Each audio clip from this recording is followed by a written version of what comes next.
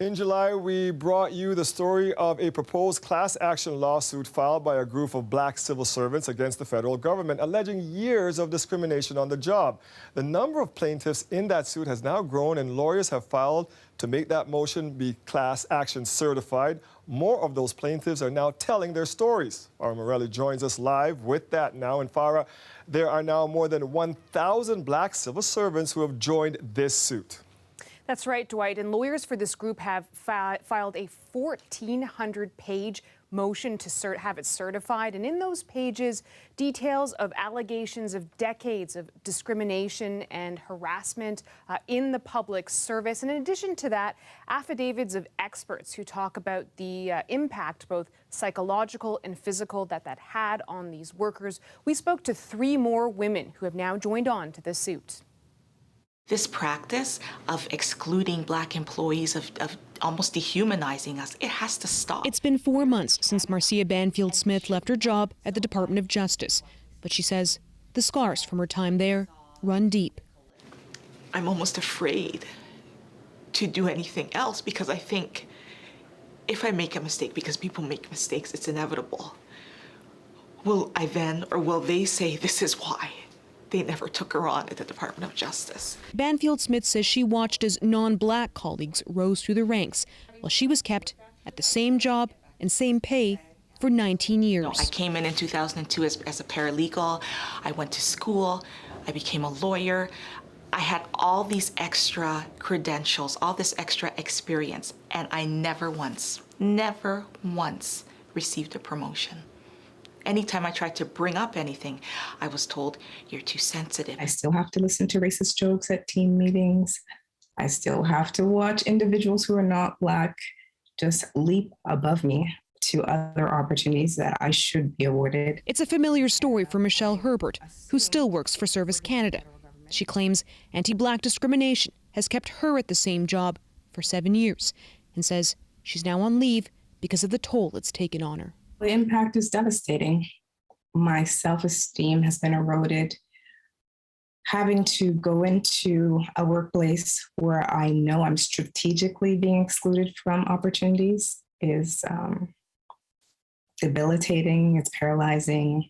It causes me to doubt myself. It causes me to doubt my capabilities. Both women are now part of a proposed class action lawsuit of black civil servants, which has more than 1,000 plaintiffs. They filed a motion to have the suit certified. In a statement, the Treasury Board of Canada Secretariat, the employer of the Federal Public Service, said the court has not yet set a timetable for the remaining steps toward a certification motion, including a date.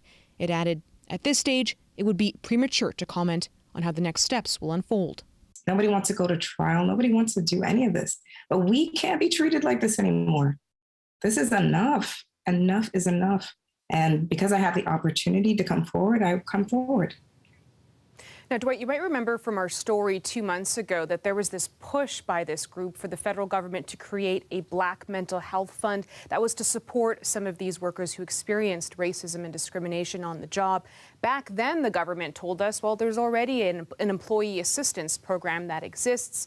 Coming up later in the show, we'll tell you how that Black mental health fund has now become an election issue. Earlier in the program, we brought you the story of a proposed class action lawsuit against the federal government that has now more than 1,000 plaintiffs. The suit alleges years of discrimination against Black employees. The group is also calling for the creation of a mental health fund for Black employees. And as Farah Morelli tells us, that's now become an issue on the campaign trail. At first it was okay, but then it became a living nightmare. That's how Carol Sipp describes the 26 years she worked as a public servant. During that time, she says, she endured harassment and discrimination from a supervisor, treatment that she says took a toll on her, both mentally and physically. If there's a project and you had to lift boxes and only black ladies were on lifting those boxes, and I complained to management, they did nothing about it. I went to the EAP officer for advice. I wrote to my member of parliament. I went to the union also, but nothing was done really. SIP is part of a proposed class action lawsuit against the government, alleging decades of discrimination. The group filed a motion this summer asking the federal government to urgently create a mental health fund for black civil servants. When we reached out to the government then, they told us that an employee assistance program already exists. Now, with the federal election campaign underway, an apparent change in tune. In the Liberal platform on page 37, it states if the party is re-elected, it will, quote, establish a mental health fund for black public servants and support career advancement, training, sponsorship, and educational opportunities for black workers. The Liberal Party has put forward, as part of its platform document, a implementation of a mental health program, which is the very essence of what we have requested as part of our action. One of the lawyers representing the group says he hopes whoever forms government will partner with them.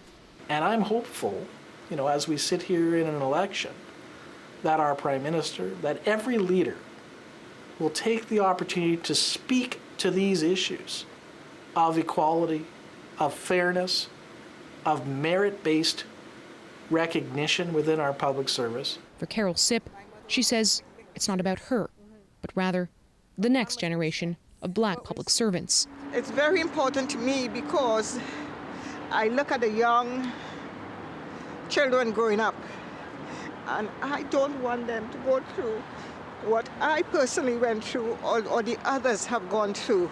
It's not fair. We are all human, whether we black, white, or whatever color, wherever we come from. We are all human. Farah Morelli, CBC News, Toronto.